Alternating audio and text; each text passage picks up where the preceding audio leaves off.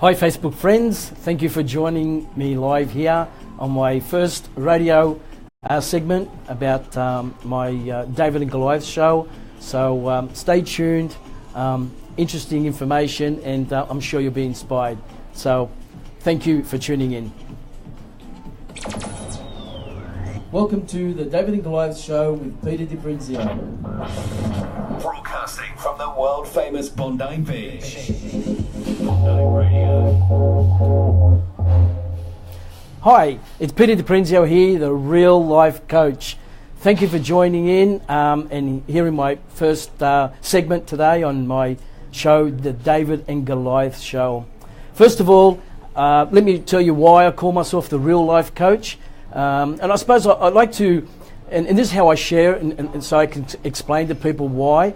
It's like, let's take a war. When there's a war on, there's always the the hierarchy that would stay behind the desks in the bunkers, and they will tell their soldiers what to do and where to go and how to fight. But you know what? It's the soldiers out there that are the real heroes, the ones that are out there facing the bullets, dodging the bullets, in the trenches, watching their friends around them being shot. And I've been there. I have been that soldier out there, overcoming, fighting these bullets and the opposition, the enemy. And I call myself the real life coach. That's why I am the real life coach. So it wasn't that I did any courses or anything. I just went through all the experiences of facing mountains and challenges in my life, which you'll hear over the coming weeks. The David and Goliath show. Why do I call it David and Goliath? Well, for the people that know the David and Goliath story, and for the ones that don't, what it is it's a story about a young boy, a teenager, who I think was about 14 years old and was up to fight this Goliath. And Goliath was this huge, muscly man that everyone said, look, you'll never ever do it. It's impossible. No one's ever been able to beat Goliath.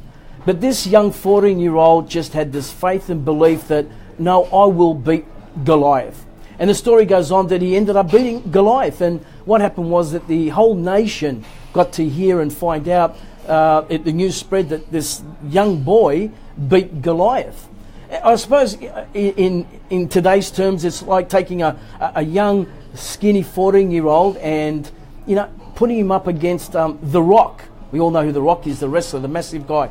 And this young kid beats him. So what happens was that after the nation and everyone knew that he beat him, he ended up being king. So I thought about this and I thought I'll call this the David and Goliath show. Well, why? Because we all have a Goliath in our, and I'll use the word Goliath, so I don't know if that's a real word, but we all know what I'm trying to say. In our lives, will we face a Goliath in our faith? I faced many. I have faced many in my life.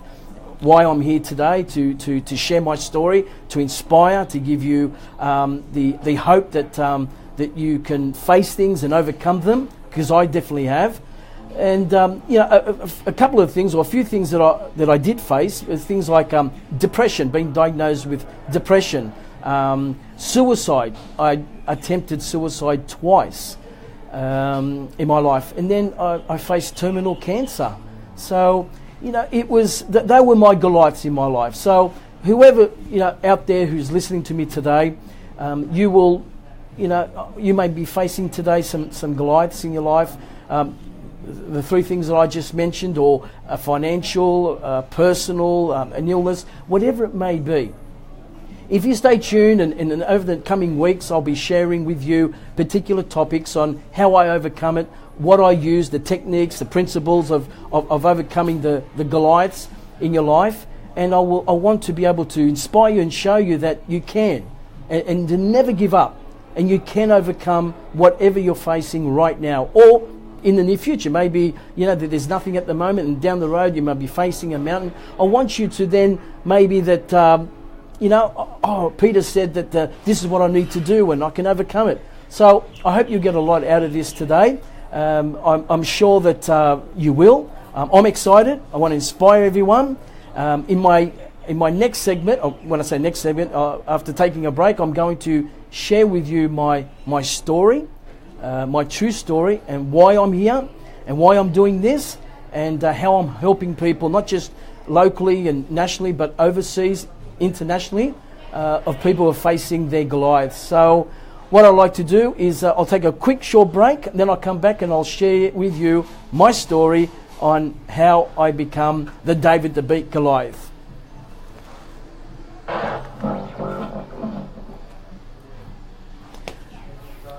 Facebook friends, thank you. Stay tuned. Whilst I'm having a bit of a break here, just I want to, direct to you guys.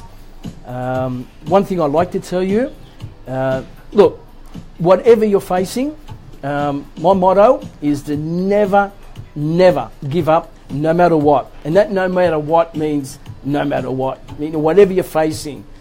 The key to success, the key to overcoming, the key to climbing that mountain is that you never give up. Once you give up, that's when you fail.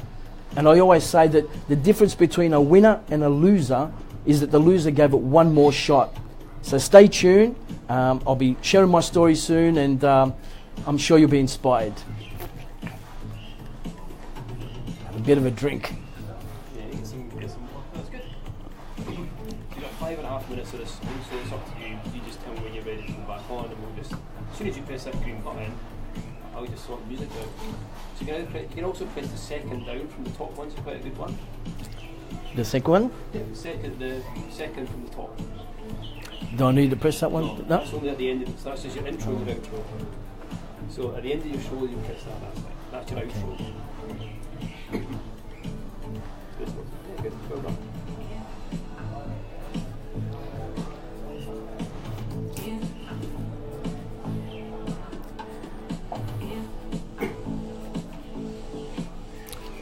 They're still on, Facebook? Facebook is still on there. Yeah. Stay tuned, guys. Be back soon.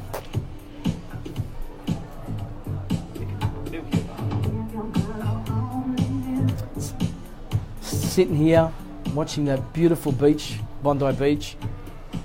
Fantastic. It looks great. Wish you guys were here to share the scene, the journey, the experience. But anyway, keep watching Facebook. Keep on there and you'll hear the story. And as I said, my whole aim in life, my passion is to inspire as many as I can to never give up. And that's the key, just never give up. That's what got me through every single challenge. And I'm sure you if whatever you're facing, you can do it. If I can do it, you can do it.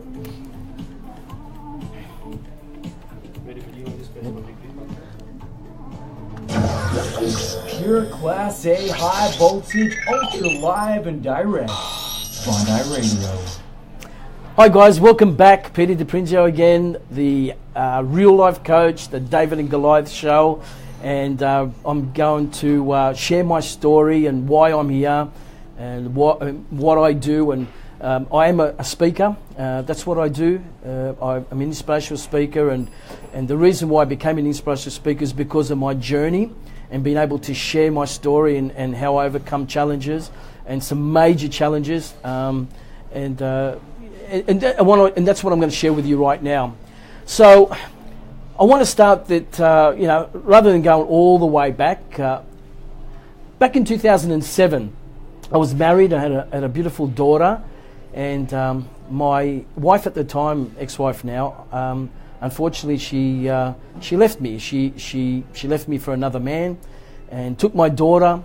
And I absolutely was devastated from the situation and circumstances of what was happening. And that was in 2007. It got to a stage that I wasn't seeing my daughter, and I was just down and out. And the funny part about it is that, it's amazing when your mindset is at that level that your body will then start to respond to that negativity. And I went downhill. I went all the way down to the stage that I was at that dark place. And I financially pretty much went broke. I went down to $7 to my name.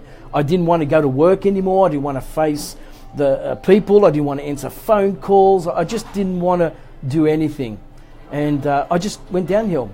And one day I decided that, I wanted to end the pain. I wanted to I just couldn't cope. I couldn't move on with my life. I had no purpose, no reason to live. And I decided that I wanted to commit suicide. So growing up, I never had a drink in my life. I didn't drink, I never smoked, and I thought, I heard that from people that had died from what they call alcohol poisoning. So I thought, okay, this is what I'll do. I'll go and buy a bottle of whiskey or Scotch whiskey, and I'll go and, I'll go and scull it and drink it, and the alcohol poisoning will take over, and poof, I'm out of there. Well, what happened was, because I wasn't a drinker, I started to drink, and probably about not even just over a quarter, and I started to obviously got drunk, and I passed out, and I got very sick. So obviously that first attempt at suicide didn't work, and I got found, laying down, and I was sick, and I had a hangover for days. So obviously that didn't work. So I thought, okay, what do I do next? And I think about 3 or 4 weeks went by, and I decided, okay, I'll overdose. So whilst I was thinking of this, I had been diagnosed with depression. Now, with depression, they give you, I was given sleeping tablets, I was giving antidepressant tablets, and I was taking them on a daily basis. So being diagnosed with depression was, that dark place I was telling you about, that where people will end up going. Now, I will talk about that in future coming weeks about depression, because I have my view and my opinion on that. But I had depression.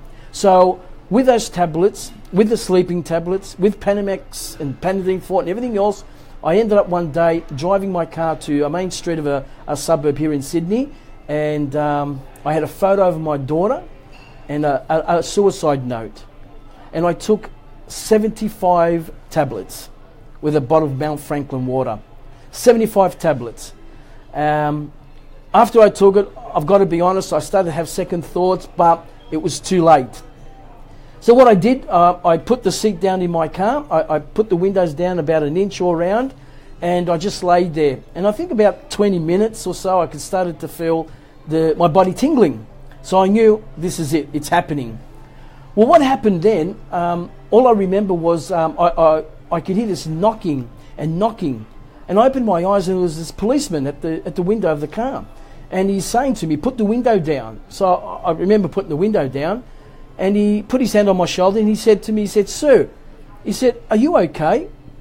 And I remember saying, look, I think I am. He goes, look, I'm just here to tell you a couple of things. You just keep smiling, and you be happy. And that's all he said.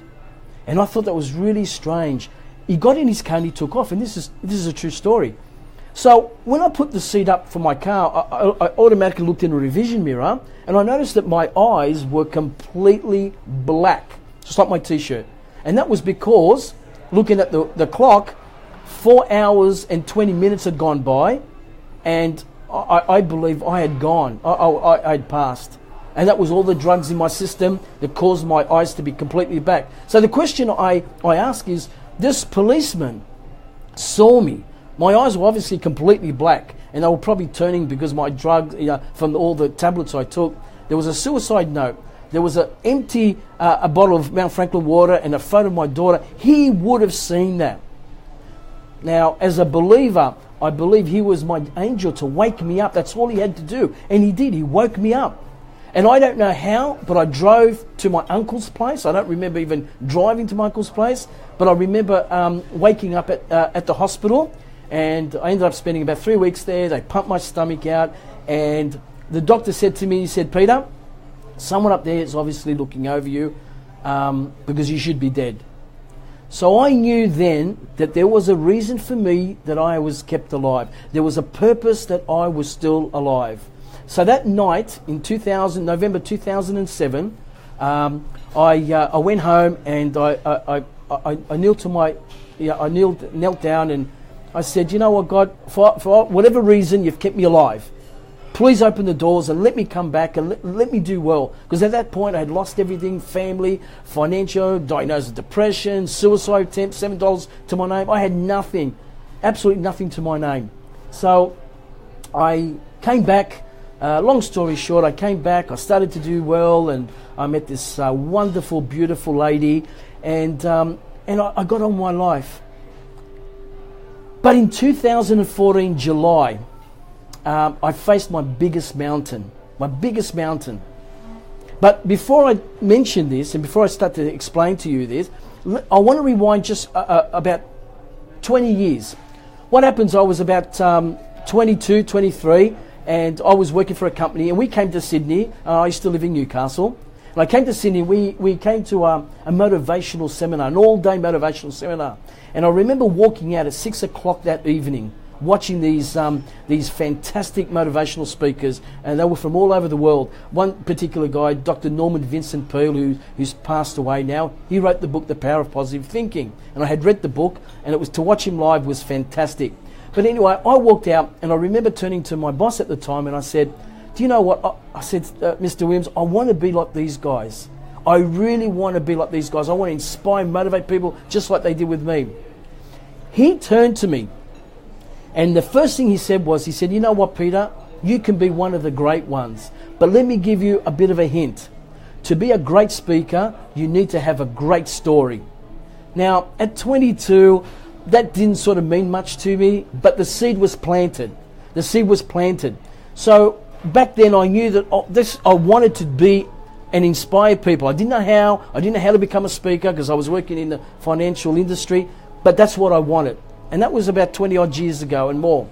So there's the story, and now I'm going to tell you the biggest story, a mountain I had to climb, that I got diagnosed with terminal incurable cancer. And how that started was that, being Italian background, I love my football, soccer, and I've been playing soccer all my life.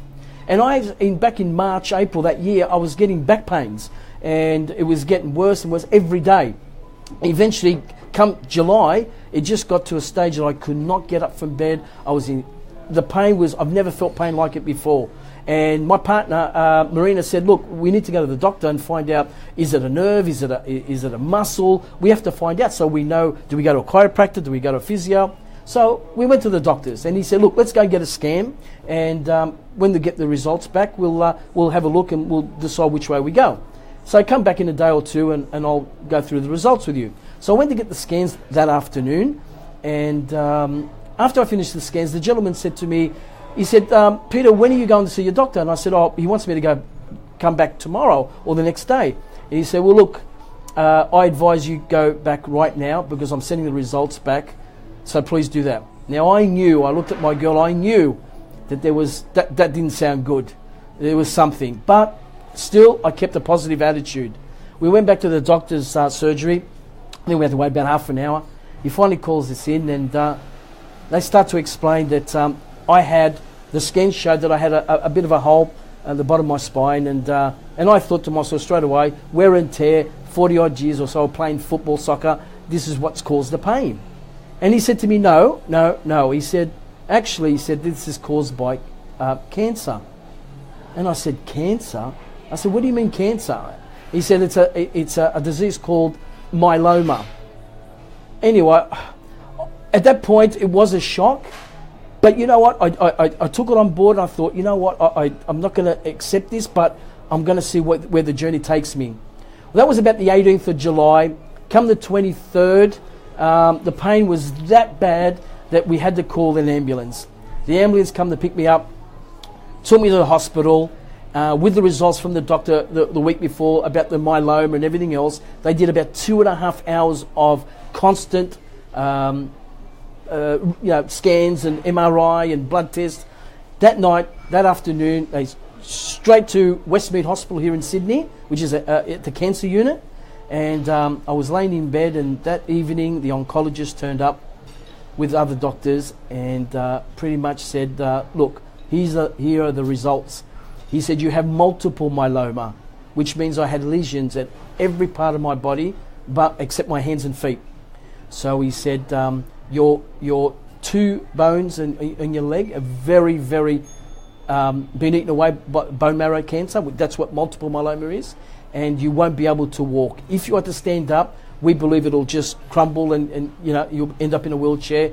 I don't believe you'll be able to walk unless we have an operation and we put steel rods, rehab and everything else. And he said how long I had to live and all these things. My girl at the time, she was with me, and she started to cry. And someone said, don't react, respond to circumstances. Well, I did not react. And this is exactly what I said to the doctor. I said, "Doctor, with all due respect, I respect who you are and what you do." I said, "But let me tell you something. First of all, that piece of paper that you're reading the diagnosis from is not going to tell me what I can and what I can't do. It's just not going to happen. And I'm going to beat this with my mind." These are the exact words that I told him. He looked at me for a while, like a few seconds, as if to say, "Look, what are you talking about?" But in my mind, I knew. And like I said earlier, it's like a war. The enemy declared war in my body. And in a war, there is battles. And there's going to be some battles you're going to win. There's going to be battles you're going to lose. But it's the war at the end. It's the flag that you're going to put up is how you conquer and win. And I knew that that's what I had to do. So that same night, I said to my girl, "Can you please go home, get all my motivational little clips and posters I had around the office and bring it back to the hospital where I was staying." And she did that. And I put it all around. There was things like, never give up, or the power of positive thinking, and nothing's impossible, and take out the T from the can't and you can, and all these sort of things. And I would read this day and night. And I started to visualize. And I started to use the power of positive thinking. I started to use the law of attraction, The Secret, which some of you may have seen the DVD or heard about or read the book. All these things I had to put into practice. And that's why, knowing at 22, 23, I wanted to be a speaker. And my boss at the time said, "Some of the great speakers have great stories." Well, I didn't know what the great story was going to be. Well, you know what? I always say God has a sense of humour, because he made me go through my apprenticeship, going through all these things, depression, suicide and cancer and financial loss and family loss, for me to be able to share this with you today and over the coming weeks. And I'll touch on every topic, on different segments, and get more into it, be more in depth about the particular topic that I'll be talking about. But this is what I did.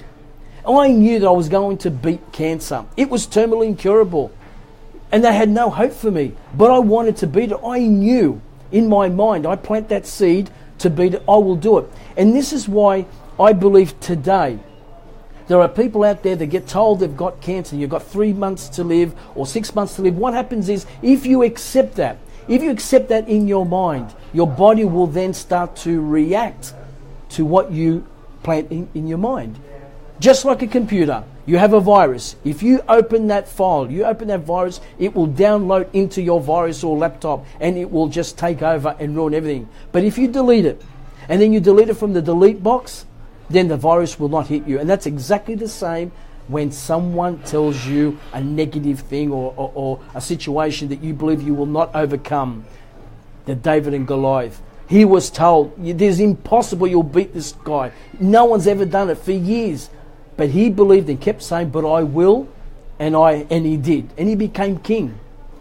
Today, I speak to people through social media, phone, and I do a lot of speaking, and I share my story because I have a passion, and I believe my purpose in life was to be able to go through this and then share it with you and inspire you and tell you that you never give up, no matter what. I drive a car, and my number plates is NVGVUP, never give up. So I drive, and I want people who drive around me and be around and see my number plates and inspire them. I may not know who they are. Someone asked me a question the other day. I was interviewed about depression and suicide, and I said to them, I said, "You know what? I don't know, but I could be in the middle of the street, the middle of the city, and some guy, some woman behind me, he's having a bad day, bad week, bad year, whatever he or she's facing. It could even be cancer, and she wants to give up, that she might read my number plates and go, wow, I needed to see that." Because let me tell you, if you do believe or you don't believe, I'm not here to preach, but God puts people in particular situations and allowing them to things like that to happen. And that's why I'm here today. That's why I'm going to spend the next 7-8 weeks, right, every Thursday between 12 and 1 to share with you, tell you, inspire you that you should never give up, ever, no matter what you're facing.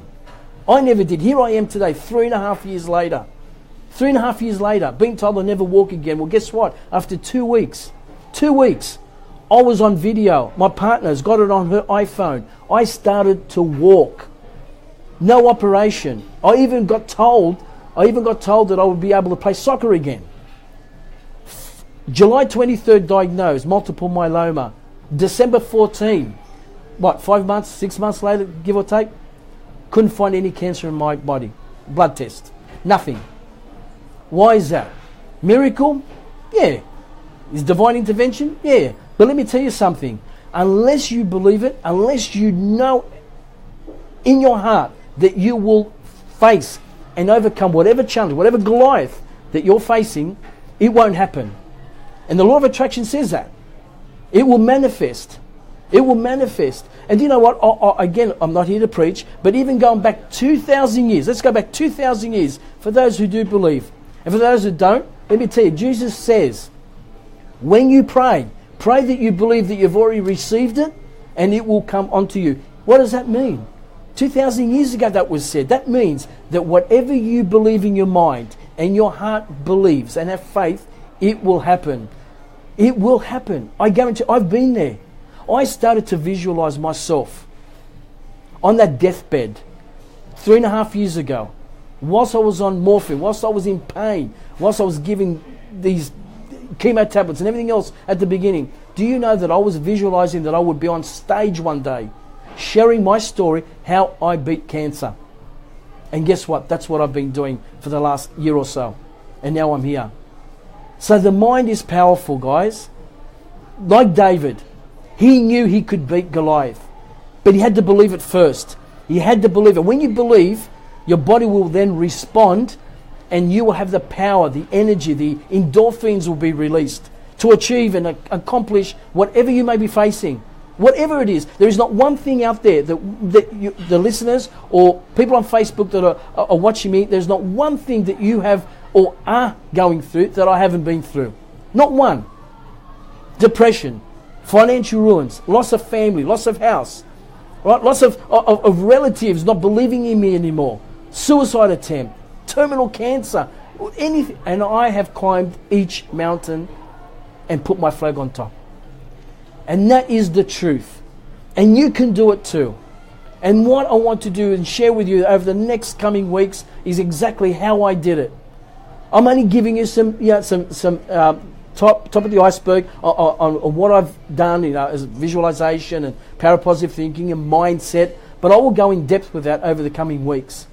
But I just want today for you to give you enough information that you will stay tuned, come back next week and the following weeks and listen on different topics. Because I know today, the way the world is, what we're facing with governments and ISIS and all these negative things, you know what? We have the highest rate of suicide at the moment.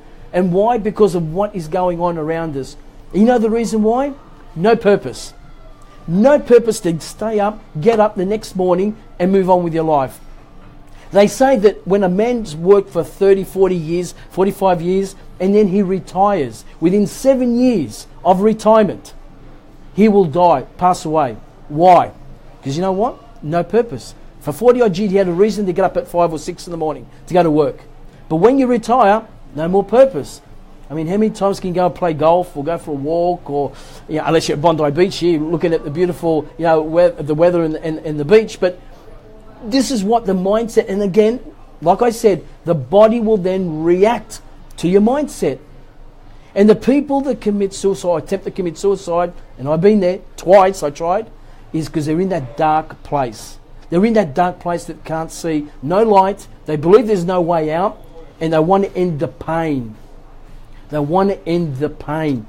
And this is what they do. They feel that by committing suicide, they will walk away now. But you know what? Please, the ones who are listening to me and watching me, it's the people you leave behind that will go through the pain for the rest of their lives. The families, your kids, your children, your mum, your dad, if you're young, they're the ones that will be in pain. And they'll look back now and think that my mother and all my family and my daughter and my partner, they would have been in pain. Yeah, I would have ended it, but they would have been in pain. Someone shared a story one day, and they said to me that this gentleman went up to him and said, John, I can't do it anymore. I can't stand the pain. I just want to end it. I don't want no more problems. I've got so many problems. I just can't do it anymore. I just want to end it. I want to stop it. What can you do? Show me. Tell me. Otherwise, I'm going to end it. And this man said, okay. He said, David, you know what? He said, come with me. Come with me. And I'm going to take you somewhere and show you where there is no more problems. There's a place where people have no more problems. And he said, take me there, please. I need to go.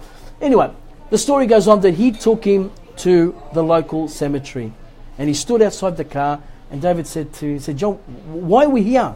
He said, well, you wanted a place where there was no more problems, no more hassles, nothing, all pain gone. Here it is. All these hundreds or thousands of people who are 6 feet under, he said, they have no more problems. Now that is so true. When you think about that, the people who pass, they don't have any more problems. I would have had no more problems. But that wasn't my purpose. And that's why I now say, and I'm telling you, the motto of life is this: the more problems you have, the more challenges you have, the more alive you are. Because when you have no more problems, you're dead, you're gone. You need to have problems, you need to have challenges. But it's how you react, how you respond. I respond to things, and now I can face anything. And I know, listen, I will face more problems in my life. I know I will have challenges. I know I will. But now I know how to handle them. I will respond to circumstances. I will not react. And the problem is a lot of people react. And that's why the suicide rate between I think 14 and 40 is very high in men, because they have situations and with their personal lives or financial, their business, their wives, their girlfriend, whatever it may be. And they think that the only way out is to commit suicide. Or they get on the wrong track and they go into crime and other things. And what I want to do, and this is part of the David and Goliath, what I want to do, not only at schools and business people and the norm out there, what I want to do is tell you and show you and inspire you and give you hope that the world will, people say the world's in a mess. Well, no, the world's not in a mess. Okay, I'll tell you now. The world is not in a mess. The world was never in a mess. The world is not in a mess, and the world will never be in a mess. But it's the people who messed up. That is the key. That's the truth. The people, our leaders, our governments, they are in a mess, and then we are reacting. The people are reacting to circumstances. Okay, that's the truth. So when we get people right, and our future is our children. Our children, our kids, our teenagers are the future government, prime ministers, doctors, whatever, teachers. They are our future. Unless we get them right now, their mindset. Unless we teach them that if they face a challenge, if they face depression, if they face they're thinking about suicide, we get them right and give them a purpose, give them a reason to get up tomorrow morning and the next morning and next morning. Give them that goal. Our world will be a much better place. And it's not because of the world, it's because of the people. We are absolutely screwed up. Right from the top down to us. And unfortunately, we are all reacting to what's happening. And you take the shooting in Las Vegas, and you can see it's been headline news everywhere you turn. It's all about the people and the people who died. That's what we hear every day. If it's not that, it's about ISIS, it's about terrorism. This is what our kids are listening to. So you can imagine a 14, 15-year-old kid, or even an adult sitting there going, where's our future? Where's my future for the kids? Where am I going? The business is not doing well. I've got an illness, or this is happening. And they think there's no future. Well, there is. You create it. Fake it till you make it. That's how you do it. You know what? When I was diagnosed with the cancer, I had the cancer in my body. That particular night, I had it. But you know what? I believed that I was healed already. I believed and had the visualization that my body was going to be completely healed, completely. But I believed I planted that seed. When I went down, I think I went down a couple of times for radiation right at the beginning. I closed my eyes whilst I was laying there, and I visualized those Nintendo, those machines. You play on the TV, shooting each other. I believed that they were shooting and killing off my cancer cells. That's what I kept visualizing. These are the things that I'm going to share with you over the coming weeks and tell you how I did it. Because I guarantee you, if you use it and you put it into place and you never give up, you will overcome whatever Goliath you're facing. or going to face. And I don't care how many Goliaths you face. I faced, 6, 7 of them, and I beat each one of them. And let me tell you, I'm not a big guy, and I didn't go to training, I didn't go to the gym. That's the key, guys. The key is to never give up. And this show is about that. And I want to spread the word. I want to inspire. But not only that, over the coming weeks, I'll also be sharing, because I might be a bit, controversial, but let me tell you, there's things that I believe that people need to hear. Need to hear about medicine, about chemotherapy, about radiation, about a lot of things, vaccines, whatever it may be. I've done my research. I've spoken to people. I've seen it. I've been there. I know what it's like. As I said, I've been in the trenches. And I need to share with you and tell you about that. I'm saying listen, I'm not a doctor, I'm not a pharmacist, I'm not a specialist, I'm not an oncologist, I'm none of that. All I am is Peter Di Prinzio, who faced and conquered all these Goliaths, including terminal cancer, and I knew and I know how to through just the mindset and other things. So that's all I can tell you. You need to stay tuned. You need to come back next week and the following weeks and listen, because I guarantee you, if you listen and you use my principles, you can face anything in life. Anything. And I guarantee you, at the very least, right, you'll be able to handle it. I'm not here to tell you that I will cure your cancer. Okay? I'm not that sort of guy. All I'm saying is that there is alternative ways. And everyone will tell you that the one thing that can beat cancer is attitude. I've spoken to many, many people around the world that had terminal cancer, even though they only had a month to live, and they're still alive 10, 20 years on. And the main thing is their attitude towards the circumstance. Your attitude, your mindset. The mind is very, very powerful. The subconscious mind, let me share something. The subconscious mind does not know the difference between what's real and what's not, but it'll accept everything as a fact. Okay, you want me to repeat that? The subconscious mind does not know the difference between what's real and what's not, but it will accept everything as a fact. So, meaning, if you tell yourself something, I'll never be able to do that, I can't do that, I'll never reach that goal, I'll never afford that Ferrari, I'll never afford that house, I'll never be able to get out of my financial situation, or my personal situation, or depression, or cancer. If you tell yourself that, guess what? The body will start to respond to what you're saying and react, and guess what? That's what will happen, and then you'll say, see, I was right.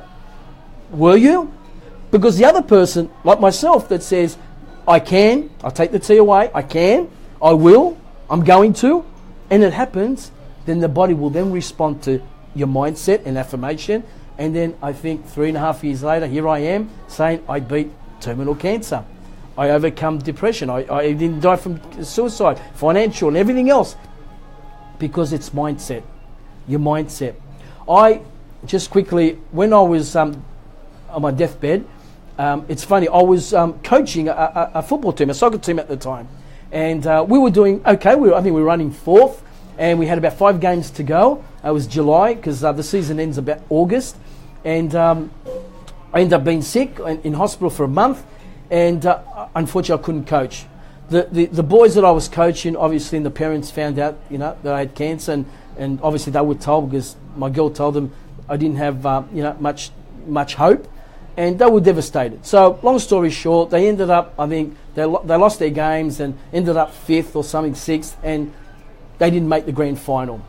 Well, I can tell you, and I'll share the full story, but I can tell you that on that deathbed, I swore that I would beat the cancer, and then when I was able to, I would coach again.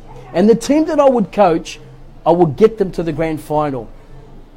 Well, let me tell you, 2017, this year, the beginning of the year, March, I was given a brand new team. I think about 3 players that I knew. The others were brand new players, 16 of them. And the first night after grading, I was given the team. They were all there, and the parents were there.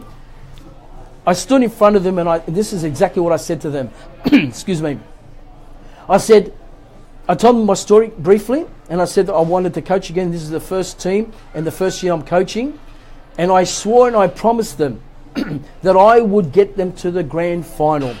If they listen to what I say and what I'm going to tell them from now on at the training and at the game, if they listen to me, I promise them they will get them to a grand final.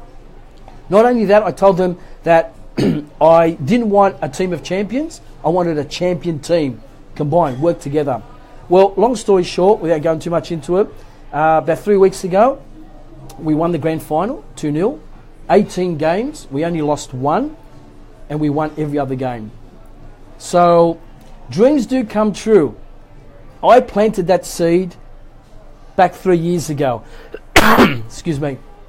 So, and look, and when I do my segment, I'll bring the trophy. I'll show it to you when I do the segment about visualization and goal setting. So, that was something that whilst I was on my deathbed, and only an hour or two before being told I had so much time to live and I wouldn't be able to walk again and all these things, I set that other seed that I would have a goal that I want. See, that's a purpose. There's the purpose. That was the reason to stay alive. That was one of the reasons to stay alive. Have the purpose. And I had that purpose. I had that goal and I wrote it down and I had it in my mind. And 3.5 years later, I coached and I got him to the grand final and I won 2-0 and lost one game. So, you know, the amazing part, and let me share this with you, the amazing part about going through this year, that, you know, when the parents started to hear me on a constant basis, about 4 or 5 weeks into the season, what they were doing at half time when I given them my pep talk was that I would watch behind them, that they would bring up their iPhones and their Samsungs, and they would be videotaping my talk. And they would come up to me at the end of the game and they would just, oh, wow, fantastic, this and that. But you know the greatest reward out of all that? It wasn't just the grand final winning. It's not that we got money or anything, but that one of the parents came up to me and said, Peter, you know what? It's not just my son. He said, I know that he's not the greatest player, but he loves playing under you because of what you're teaching him, what you're showing him, how you're inspiring him, and you telling them that it's not just about football, it's about when they become adults and fathers and husbands and maybe business people and leaders, that they can think and look back to what you taught them about never giving up and about challenges. And that's what he's taking away, and that's why he wants to keep playing. And that was the greatest reward, to hear that from a parent, that his son was coming every week and playing every week. And look, you know, there are players out of 16 that are great players, and then there's, you know, unfortunately the not so good players. Well, he only wanted to come, even if he only had 10-minute game playing, but he wanted just to hear me at half time and at the end, my pep talk, and that inspired him. Not only for that, but at school too.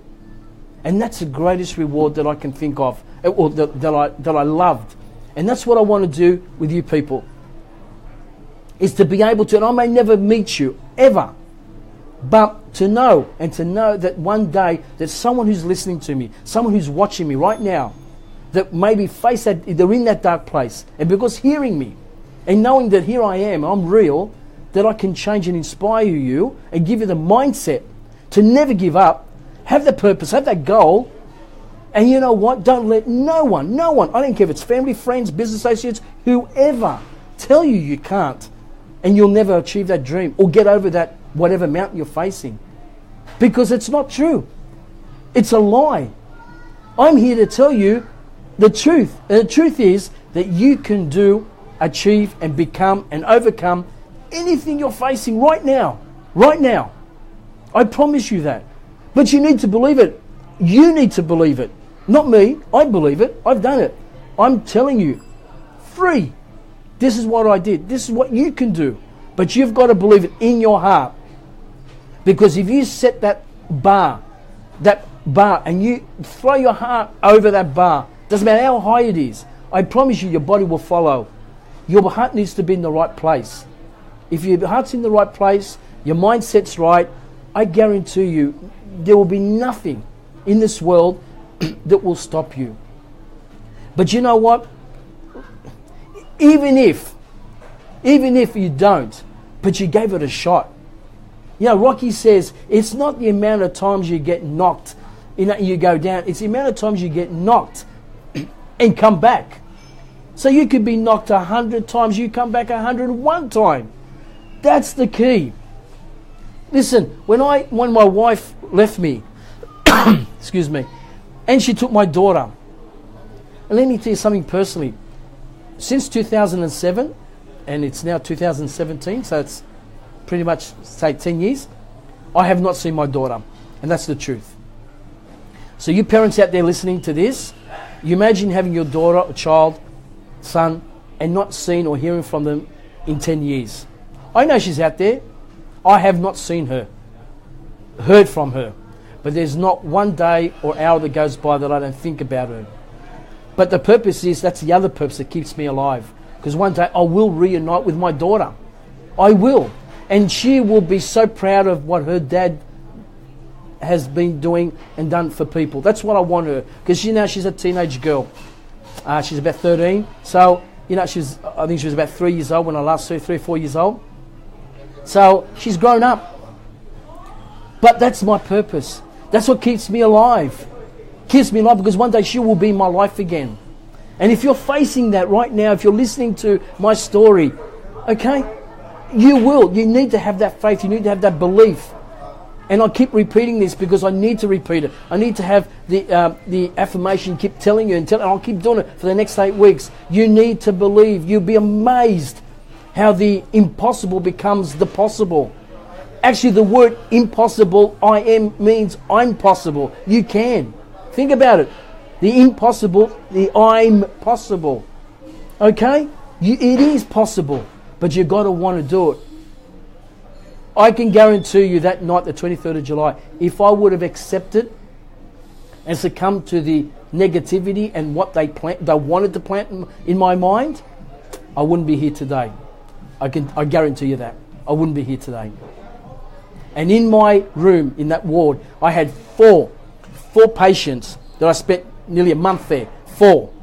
All I could hear, because I spent day and night there, all I could hear day and night is these people, because I could hear them, there was only a curtain, splitting us up.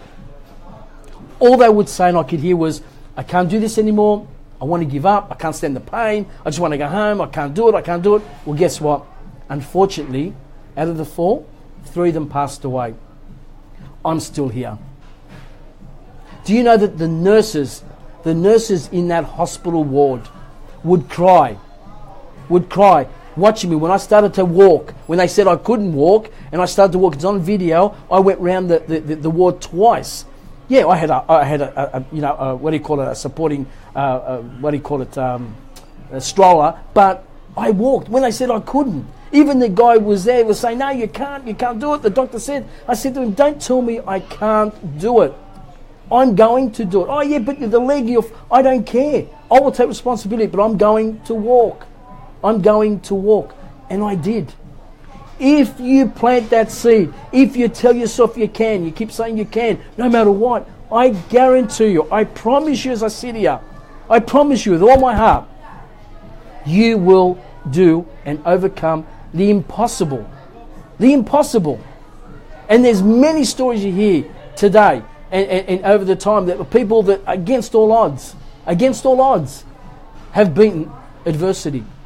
Well, you can too. I did, and you can. Man, these people, some of them just faced one mountain. I'm not saying that, it wasn't big enough, but I faced 4 or 5 major ones. Major. But I know there was a purpose for me to be alive.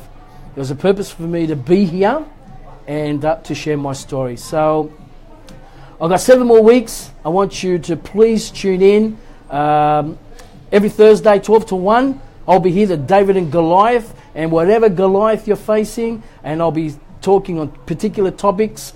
I want you to please... look, even if you just tune in for the inspirational side of it, just to be inspired, you feel a bit down, you feel a bit depressed, and I'll talk about depression because I don't believe in that, but that's for another day. Listen in, 1 hour. Maybe it could be only 10 minutes. I can change your life. I can change your life, your outlook, your mindset. And maybe then you'll go out and do what you need to do. You have a purpose. You are David, who beat Goliath. Doesn't matter how big the mountain is in front of you, you can do it. And I want to finish off with this. Because it is called the David and Goliath show, I want to finish off with this. When David saw Goliath, he was told about how big he was and no one's ever been. When he saw him, he had two options. And these are the options that we face every day. But these are two options he had. He would have looked at Goliath and he would have went, oh my God, look at the size of this guy. Turn and walk away, run away 100 miles an hour. Or the other option was, look at the size of this guy. How can I miss? And that's the attitude he had. The glass half full, half empty. It's how you look at it. React or respond. He responded to his circumstances. He thought, wow, look at the size of him. I cannot miss. Well, he didn't. He did not miss. He beat him. He killed him. And he became the king of Israel. So there's the key. They're the options we have every day. We face a mountain, our Goliath. You think, oh my God, it's too big. I can't handle it. Walk away. Suicide, depression. Just walk away from me. Or say, no, I can't miss. I'm going to stay here and fight to the death. Because it's either the enemy or it's you. And I know that the devil has tried everything to pull me down and my family. And by the way, just so you know, that they're the things that I face. But just so you know, my father got diagnosed with cancer. He passed away. My sister got diagnosed with multiple sclerosis. She's in a wheelchair. She lost her husband, my brother-in-law, at the age of 36. My mother got diagnosed with cancer. She's still alive. Then I got diagnosed with cancer. So in my family of 4, 3 cancer and 1 MS. My dad passed away. So you think that I don't go through hard times or haven't gone through hard times or think about that? And this is why I went through what I went through, because I needed to be here. It was my destiny. And maybe you have a purpose. You have a destiny, but you've got to find it. And the only way to fulfill your goal and your destiny and your goal, purpose, is that you've got to find why you're alive. Don't go down that dark place. If you do, just keep thinking of me. Keep thinking of me. Maybe that tunnel is dark, but that's only because there's a corner further down, and once you get around that corner, the light's there. Never give up. Never give up. Never give up. No matter what. And that is the key. No matter what. You'll be amazed what you can do. And I keep repeating myself because I need to. I need to inspire people out there. You people listening to me, watching me, it's you people that can make this world not a mess anymore. Remember, the world is fantastic, but it's the people. We need to sort that out. And you becoming positive and inspiring and say, yeah, Peter keeps telling me, I don't care what I'm facing today, what I'm going to face, I will never give up. I'm going to give it a go. I'm going to give it a go. And that's what you need to do. So I want to finish off on that. The David and Goliath show. I'll be back next week. Please stay tuned. Next week, come back on, listen. I'll be talking about a particular topic. There'll be a few topics I'll talk about: suicide, depression, cancer, maybe financial situation, personal situation. So they're the sort of things now I'll talk about on a weekly basis and get more in depth and share stories. And I have some guests and stuff. So thank you very much for today. It was a pleasure to be here. As I said, a beautiful Bondi Beach, beautiful weather on a Thursday, and thank you so much. Thank you. Take care, and God bless. David and Goliath. High voltage, ultra live and direct.